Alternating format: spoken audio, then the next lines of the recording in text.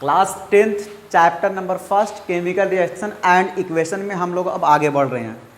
देखो ऊपर जो डिफिनीशन लिखी हुई है वो केमिकल रिएक्शन की ही लिखी हुई है। शुरू में भी मैंने एक डिफिनीशन लिखी थी, वो डिफिनीशन थोड़ा सा इससे अलग थी, लेकिन वो भी डिफिनीशन अपनी जगह पे सही है, ये भी डिफिनीशन अपनी जगह पे सही है। क्या लिखी हुई है केमिकल रिएक्शन की definition? In a chemical reaction involve the breaking and making of bond between atom to produce new substances. अब देखो यहाँ पे जो हम अब बात करने जा रहे हैं, मेन हमारा मोटो यहाँ पे क्या है? Types of chemical reaction. कितने टाइप्स की केमिकल रिएक्शंस होती हैं? तो केमिकल जो रिएक्शंस होती हैं वो मेनली 4 टाइप्स की होती हैं। कौन कौन सी होती हैं? पहली है कॉम्बिनेशन या एडिशन रिएक्शन, दूसरी क्या है? डीकम्पोजिशन रिएक्शन, तीसरी क्या है? डिस्प्लेसमेंट रिएक्शन, चौथी क्या है? Double displacement reaction. यानी मेनली जो रिएक्शंस के टाइप्स होते हैं वो 4 टाइप्स होते हैं।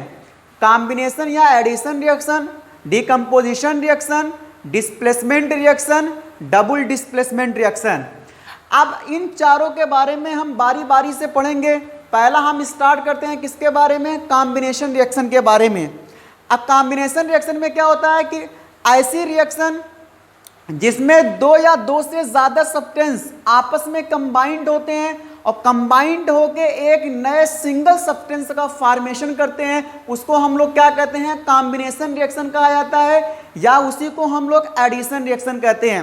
यानी कि ऐसी रिएक्शन जिसमें 2 या 2 से ज़्यादा सब्सटेंस आपस में कंबाइंड होते हैं और कंबाइंड होके एक नए सिंगल सब्सटेंस का फॉर्मेशन करते हैं, उसी को हम लोग क्या बोलते हैं? कॉम्बिनेशन रिएक्शन बोलते हैं।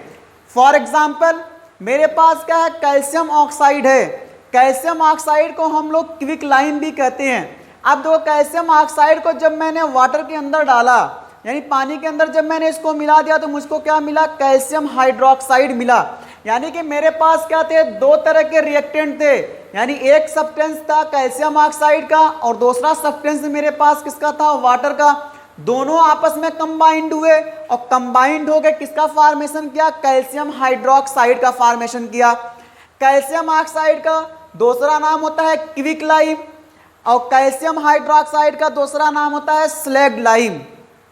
अब देखो स्लैग्ड लाइम का हम यूज कहाँ करते हैं, या कैल्शियम ऑक्साइड का हम लोग यूज करते हैं जो हमारी वाल्स होती हैं उसको वॉशिंग मतलब वाइट करने के लिए। यानी जो हमारी वाल्स वगैरह होती हैं प्लास्टर होने के बाद जो उसकी जो वॉशिंग करते हैं उसको वाइट करते हैं, उसके लिए हम यूज करते हैं किसका? कैल्शियम हाइड्रोक्साइड का। क्या होता है कि हम लोग कैल्शियम हाइड्रोक्साइड को क्या करते हैं? दीवार के ऊपर लगा देते हैं। क्या होता है कि जब हवाएं चलती हैं तो क्या होता है कि हवाओं के अंदर CO2 मौजूद होता है, वो CO2 जाके उस वाल से टकराता है जिसपे कैल्शियम हाइड्रोक्साइड की पॉलिश की गई है। अब क्या होता है कि CO2 उस कैल्शियम हाइड्रोक्साइड के साथ रिएक्शन करके क्या बना देता है? कैल्शियम कार्बोनेट बना देता है, जिसकी वजह से 2-3 दिन के अंदर अंदर क्या होता है कि जो वाल होती है उसकी फिनिशिंग बढ़ जाती है, उसकी खूबसूरती बढ़ जाती है।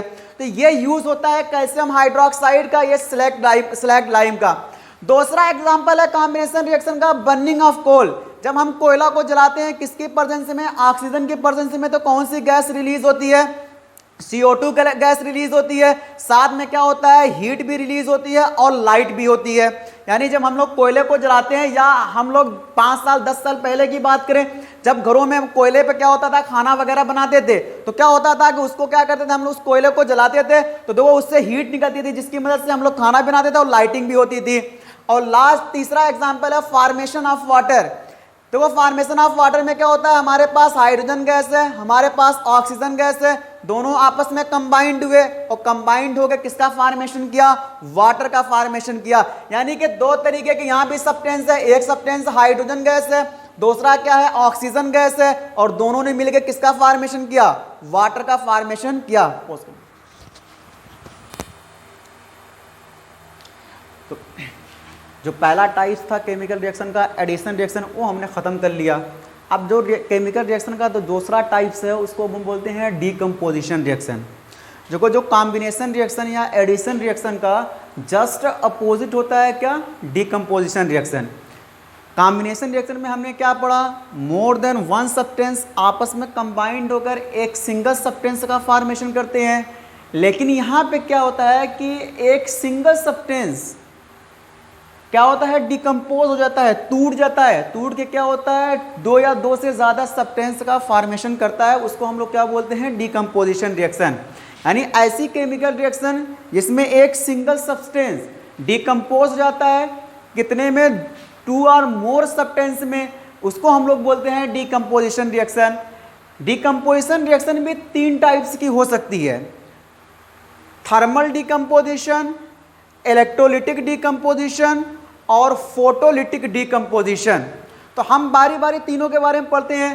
देखो थर्मल डिकम्पोजिशन किसको कहते हैं, ऐसी डिकम्पोजिशन रिएक्शन जो किसके द्वारा हो, हीटिंग के द्वारा हो, उसको हम लोग क्या बोलते हैं, थर्मल डिकम्पोजिशन। देखो पहला हम यहाँ पे एग्जाम्पल की बात कर रहे हैं। मेरे पास क्या है, फेरस सल्फेट है जिसका कलर कैसा होता है, ग्रीन कलर होता है। जब हम इसको हीट कर देते हैं तो ये फेरस सल्फेट क्या होता है, फेरिक ऑक्साइड यानी रेडिश ब्राउन कलर में टूट जाता है, सल्फर डाइऑक्साइड में टूट जाता है और सल्फर ट्राइऑक्साइड में टूट जाता है। तो यहाँ पे देखो थर्मल डिकम्पोजिशन में जो फेरस सल्फेट था सिर्फ एक सब्सटेंस था, जब इसको मैंने हीट किया तो 3 सब्सटेंस में टूट गया। किसमें, फेरिक ऑक्साइड में, सल्फर डाइऑक्साइड में, सल्फर ट्राइऑक्साइड में। मेरे पास क्या है, कैल्शियम कार्बोनेट है, जब मैंने इसको हीट करना शुरू किया तो ये क्या हो गया, कैल्शियम ऑक्साइड बना और साथ में क्या निकला, CO2। इस कैल्शियम ऑक्साइड का हम लोग यूज करते हैं सीमेंट वगैरह बनाने में। फिर मेरे पास क्या था, लेड नाइट्रेट था। लेड नाइट्रेट को मैंने क्या कर दिया, हीट किया, जो कैसा कलर था, वाइट कलर था। लेड नाइट्रेट भी क्या हो गया, लेड ऑक्साइड में टूट गया, नाइट्रोजन डाइऑक्साइड में टूट गया और ऑक्सीजन गैस क्या हो गई, वहां से रिलीज हो गई। जो लेड नाइट्रेट का कलर था वो कैसा था, व्हाइट कलर, लेकिन यहाँ पे लेड ऑक्साइड का कलर कैसा हो जाता है, ब्राउन कलर हो जाता है। तो पहला टाइप से थर्मल डिकम्पोजिशन क्या हो गया, फिनिश हो गया। अब हम बात करते हैं इलेक्ट्रोलिटिक डिकम्पोजिशन। तो ऐसी डिकम्पोजिशन रिएक्शन जो किसके द्वारा हो, इलेक्ट्रिक करंट के द्वारा हो, उसको हम लोग क्या बोलते हैं, इलेक्ट्रोलिटिक डिकम्पोजिशन। फॉर एग्जाम्पल हमारे पास क्या होता है, वाटर। जब वाटर के अंदर हम लोग क्या करते हैं, इलेक्ट्रिसिटी पास कर देते हैं यानी इलेक्ट्रिक करंट पास कर देते हैं, तो किसमें हाइड्रोजन और ऑक्सीजन गैस में क्या होता है, टूट जाता है। और तीसरा टाइप है फोटोलिटिक डिकम्पोजिशन। ऐसी डिकम्पोजिशन रिएक्शन जो किसके द्वारा हो, सनलाइट की प्रेजेंस में अगर होती हो तो उसको हम लोग क्या बोलते हैं, फोटोलिटिक डिकम्पोजिशन बोलते हैं। फॉर एग्जाम्पल अगर मैं एग्जाम्पल की बात करूं तो मेरे पास क्या है, सिल्वर क्लोराइड है AgCl। उसको जब सनलाइट में डाल दिया जाता है तो क्या होता है, वहां पे से सिल्वर अलग हो जाता है और क्लोरीन गैस क्या हो जाती है, अलग हो जाती है। या मेरे पास AgBr होता है जो सनलाइट की प्रेजेंस में क्या होता है, Ag और Br2 में टूट जाता है। ये जो दोनों रिएक्शन है इसका हम लोग यूज करते हैं किसमें, ब्लैक एंड वाइट फोटोग्राफी में। यानी जब हमको फोटोग्राफी करना होता है तो उसमें व्हाइट और ब्लैक अगर हमको चाहिए तो उसमें हम लोग किसका यूज करते हैं, सिल्वर क्लोराइड और सिल्वर ब्रोमाइड का। देखो अब हमने 2 टाइप्स पढ़ लिए, अब तीसरा टाइप्स क्या है, डिस्प्लेसमेंट रिएक्शन। देखो डिस्प्लेसमेंट रिएक्शन क्या होती है, ऐसी रिएक्शन जिसमें क्या होता है, एक मोर रिएक्टिव एलिमेंट डिस्प्लेस कर देता है किसको, लीस्ट रिएक्टिव एलिमेंट को, किसके, उसके सोल्यूशन से, यानी फ्रॉम इट्स सोल्यूशन। तो डिस्प्लेसमेंट रिएक्शन में क्या होता है कि ऐसी रिएक्शन जिसमें more reactive element less reactive element को क्या कर देता है, डिस्प्लेस कर देता है। इसके लिए हमको क्या होता है, एक रिएक्टिविटी सीरीज पढ़नी होती है। यानी रिएक्टिविटी सीरीज में यहाँ पे लिख रहा हूँ, रिएक्टिविटी सीरीज क्या होती है, कौन कौन से एलिमेंट की रिएक्टिविटी कैसे होती है। देखो यहाँ पे मान लो ट्रिक एक बनाई जाती है, कालू नाथ का माली आलू जरा फीके पकाता है।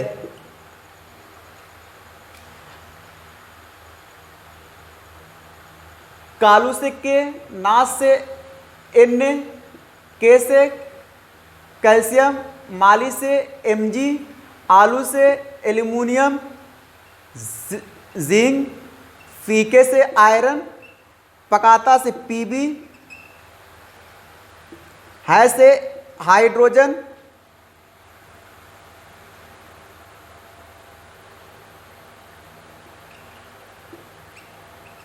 Copper Hg, Ag, Au। तो कब होगा आगे आओ। तो ये मान लो क्या है, एक ट्रिक है, यानी कि जो ये रिएक्टिविटी सीरीज है, तो ये रिएक्टिविटी सीरीज को लर्न करने के लिए एक सिंपल ट्रिक्स होती है कि कालू नाथ का माली आलू जरा फीके पकाता है, कब होगा आगे आओ। तो देखो कालू से क्या हो गया पोटेशियम, नाथ से क्या हो गया सोडियम, का से क्या हो गया कैल्शियम, माली से क्या हो गया Mg, आलू से क्या हो गया एल्यूमिनियम, जरा से क्या हो गया जिंक, फीके से क्या हो गया आयरन, पकाता से Pb यानी लेड, ए है से क्या है हाइड्रोजन, कब से मतलब कापर, होगा से Hg, आगे का मतलब Ag, आओ Au।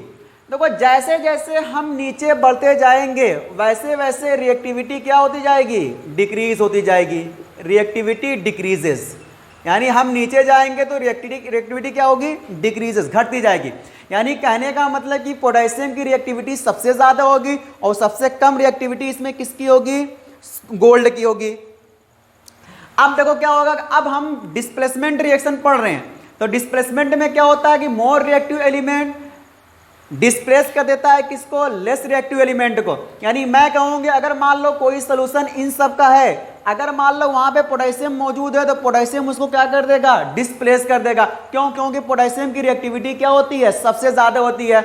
अगर सोडियम इन सबको रिएक्टिव डिस्प्लेस कर देगा लेकिन पोटेशियम को नहीं कर पाएगा क्योंकि पोटेशियम की रिएक्टिविटी क्या है, ज़्यादा है। अगर कैल्शियम की बात करोगे तो कैल्शियम इन सारों को डिस्प्लेस तो कर देगा लेकिन सोडियम और पोटेशियम को डिस्प्लेस नहीं कर पाएगा। आओ देखो अब हम एग्जाम्पल से समझते हैं। देखिए मेरे पास क्या है, आयरन है और मेरे पास कॉपर सल्फेट है। अब देखो यहाँ पे जब हम डिस्प्लेसमेंट रिएक्शन की बात करेंगे तो जाहिर सी बात हमको यहाँ पे देखना होगा कि रिएक्टिविटी किसकी ज़्यादा है। तो यहाँ पे देखो आयरन है और कॉपर है, तो यहाँ पे देखो कॉपर सल्फेट का मेरे पास सोल्यूशन है। अब देखो कॉपर सल्फेट का सोल्यूशन है, तब यहाँ पे देखना पड़ेगा, देखो आयरन यहाँ पे है और कॉपर क्या है, नीचे है। इसका मतलब क्या करेगा, आयरन की रिएक्टिविटी ज़्यादा है, वो कॉपर सल्फेट के सोल्यूशन में से कॉपर को क्या कर देगा, डिस्प्लेस कर देगा, और डिस्प्लेस करके क्या बना लिया, आयरन बना लिया, और कॉपर को क्या कर दिया, डिस्प्लेस कर दिया। अगर मान लो इसी रिएक्शन की मैं बात करूं, अगर मेरे पास हो आयरन सल्फेट हो, इसकी रिएक्शन मुझे कॉपर के साथ करनी हो, और क्या बन जाए, कॉपर सल्फेट प्लस आयरन, क्या ये पॉसिबल है ये रिएक्शन।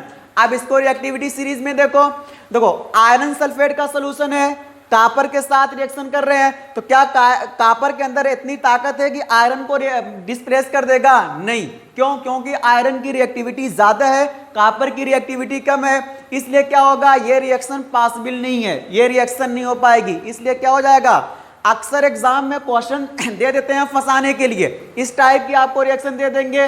बच्चे क्या समझते हैं, अरे आयरन को तो कॉपर डिस्प्लेस कर देगा, तुरंत क्या होता है, कॉपर सल्फेट बना देते हैं और रिएक्शन क्या हो जाती है, गलत हो जाती है। तो यहाँ पे बहुत केयरफुली आपको देखना पड़ेगा कि जो सोल्यूशन आपको दिया है, अगर सोल्यूशन वाले की रिएक्टिविटी कम होगी तभी वो डिस्प्लेस होगा, वरना वो डिस्प्लेस नहीं होगा।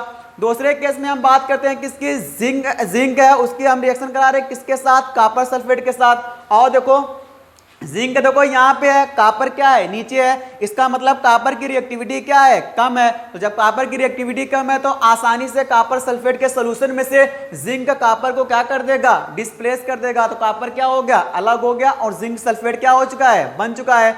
अच्छा यहाँ पे हम बात करें लेड है, लेड के साथ क्या हम किसके रिएक्शन करा रहे हैं, कॉपर क्लोराइड की। अब देखो यहाँ पे कॉपर क्या है, कॉपर क्लोराइड के सोल्यूशन में देखो क्या है। अब लेड की बात करो, देखो लेड भी क्या है, ऊपर है, और कॉपर क्या है, नीचे है, तो लेड भी आसानी से कॉपर को क्या कर देगा, डिस्प्लेस कर देगा। इस तरीके से क्या हो जाएगी, रिएक्शन हो जाएगी। देखो यहाँ पे बुक में, एनसीईआरटी की बुक में एक एक्टिविटी दी हुई है, ये देखो एक्टिविटी ये है हमारे पास, क्या है, देखो ये जो ब्राउन कलर का आपको दिख रहा है, ये क्या है, कॉपर सल्फेट है। अब देखो ये कॉपर सल्फेट हमने क्या कर लिया है, ले लिया है, ये ब्राउन कलर है। अब देखो ब्राउन कलर जो कॉपर सल्फेट है उसमें मैंने क्या किया, आयरन नील डाल दी। ये देखो मेरे पास क्या है, आयरन है। ये देखो आयरन नील रिएक्शन से पहले देखो कैसा है, एकदम व्हाइट है। जो व्हाइट वाली है वो देखो क्या है, रिएक्शन से पहले की है।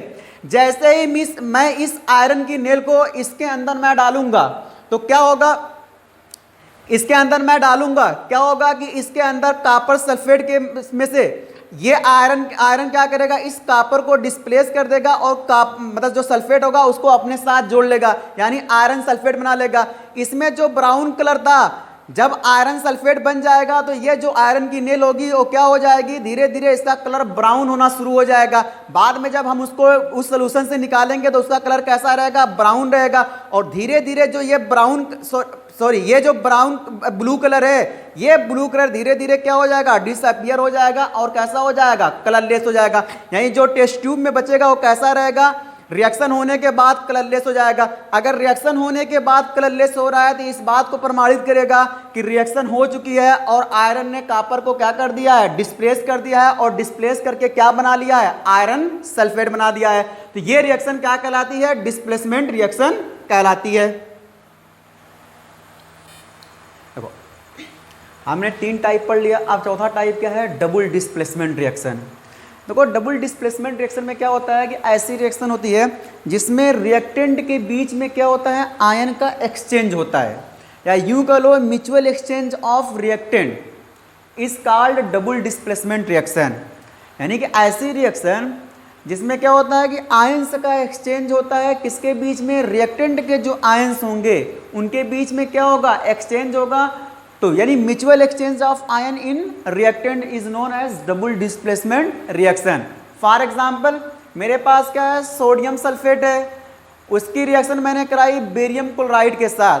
अब क्या होगा कि जब एक्वस सोल्यूशन में हम इसको डालेंगे तो सोडियम अलग टूट जाएगा, सल्फेट अलग टूट जाएगा, बेरियम अलग टूट जाएगा, क्लोराइड अलग टूट जाएगा।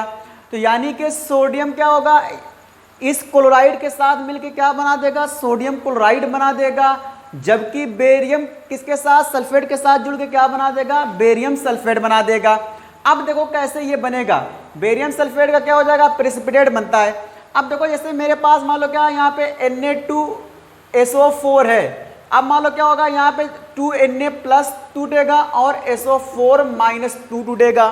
अच्छा दूसरा वाला क्या है, बेरियम क्लोराइड है, तो Ba+2 टूटेगा और क्या होगा, 2Cl- टूटेगा। तो यहाँ पे क्या होगा कि बेरियम सल्फेट इसके साथ, बेरियम सल्फेट के साथ जुड़ के क्या बना देगा, बेरियम सल्फेट का PBT बन जाएगा जो वाइट होता है या मिल्की कलर होता है। और जो सोडियम होगा इस क्लोराइड के साथ इस सोडियम के साथ रिएक्शन करके क्या बना देगा, सोडियम क्लोराइड बना देगा। बाकी रिएक्शन को बैलेंस किया गया है। देखो इसकी एक्टिविटी 1.1 बुक में एनसीईआरटी में दी हुई है, जरा उसको क्लियर मैं कर दे रहा हूं। देखो ये क्या है, ये एक्टिविटीज है। ये देखो एक्टिविटी में क्या कर रहा है, देखो 2 टेस्ट ट्यूब लिया हुआ है उसने, एक टेस्ट ट्यूब में उसने क्या डाला हुआ है, बेरियम क्लोराइड जो वाइट कलर होता है, दूसरे में उसने क्या लिया हुआ है, सोडियम सल्फेट, ये भी वाइट कलर होता है। यानी ये भी क्या, 2 टेस्ट ट्यूब उसने लिया हुआ है, एक टेस्ट ट्यूब में उसने क्या है, बेरियम क्लोराइड लिया हुआ है जो वाइट कलर होता है, और दूसरे टेस्ट ट्यूब में क्या होता है, सोडियम सल्फेट होता है, ये भी वाइट कलर होता है। इन दोनों के अंदर क्या किया जाता है, वाटर को मिला दिया जाता है, यानी एक्वस सोल्यूशन बनाया जाता है, किसका, बेरियम क्लोराइड का और सोडियम सल्फेट का। फिर दोनों को आपस में क्या कर दिया जाता है, मिक्स कर दिया जाता है। जैसे ही दोनों को आपस में मिक्स किया जाता है रिएक्टेंट को, दोनों आपस में क्या कर देते हैं, अपने आयन को एक्सचेंज कर लेते हैं। और आयन को एक्सचेंज करने के बाद जो बेरियम होता है वो सल्फेट के साथ रिएक्शन करके क्या बना देता है, बेरियम सल्फेट का PPT बना देता है। अब PPT क्या होता है, जैसे मैं सिंपल समझाऊं, जैसे हमारे पास एक बकेट है और उसमें हमने सैंड वाला वाटर डाल दिया, और हमने उसको विदाउट डिस्टर्बिंग, मतलब विदाउट डिस्टर्बिंग हमने उसको क्या कर दिया, रख दिया। 10 मिनट 15 मिनट बाद हम देखते हैं क्या है कि जो सैंड के पार्टिकल होते हैं वो सारा का सारा बॉटम पे चले जाते हैं और वाटर क्या हो जाता है, क्लीन हो जाता है। तो जो सैंड के पार्टिकल नीचे बन गए उसको सिंपली मान लो क्या है, वो PPT है, प्रिसिपिटेट है, यानी वो क्या बन गया, प्रिसिपिटेट बन गया। ऐसे ही क्या होता है कि जब बेरियम क्लोराइड के अंदर सोडियम सल्फेट को हम डालते हैं तो ये क्या होता है कि पूरा का पूरा कलर एकदम मिल्की हो जाता है, वाइट कलर हो जाता है, और क्या होता है, बेरियम सल्फेट का PPT क्या हो जाता है, बन जाता है। और ऐसी रिएक्शन को हम लोग क्या बोलते हैं, प्रिसिपिटेशन रिएक्शन। यानी जिस रिएक्शन में प्रिसिपिटेट बनता है, PPT बनता है, उस रिएक्शन को हम लोग क्या बोलते हैं, प्रिसिपिटेशन रिएक्शन बोलते हैं। ये तो मान लो एग्जाम्पल होगा। दूसरा एग्जाम्पल हमारे पास क्या होता है, लेड नाइट्रेट की रिएक्शन हम लोग किससे कराते हैं, पोटेशियम आयोडाइड के साथ। तो इसमें भी क्या होता है, दोनों आपस में आयन को एक्सचेंज कर लेते हैं और एक्सचेंज करने के बाद क्या बन जाता है, लेड आयोडाइड और पोटेशियम नाइट्रेट का फॉर्मेशन हो जाता है। तो जो जितने भी रिएक्शन के टाइप्स थे मैंने एक एक करके सबके बारे में डिटेल में डिस्कस कर दिया। पहला क्या था, कॉम्बिनेशन रिएक्शन, दूसरा क्या था, डिकम्पोजिशन रिएक्शन, तीसरा क्या था, डिस्प्लेसमेंट रिएक्शन, और ये क्या है, डबल डिस्प्लेसमेंट रिएक्शन।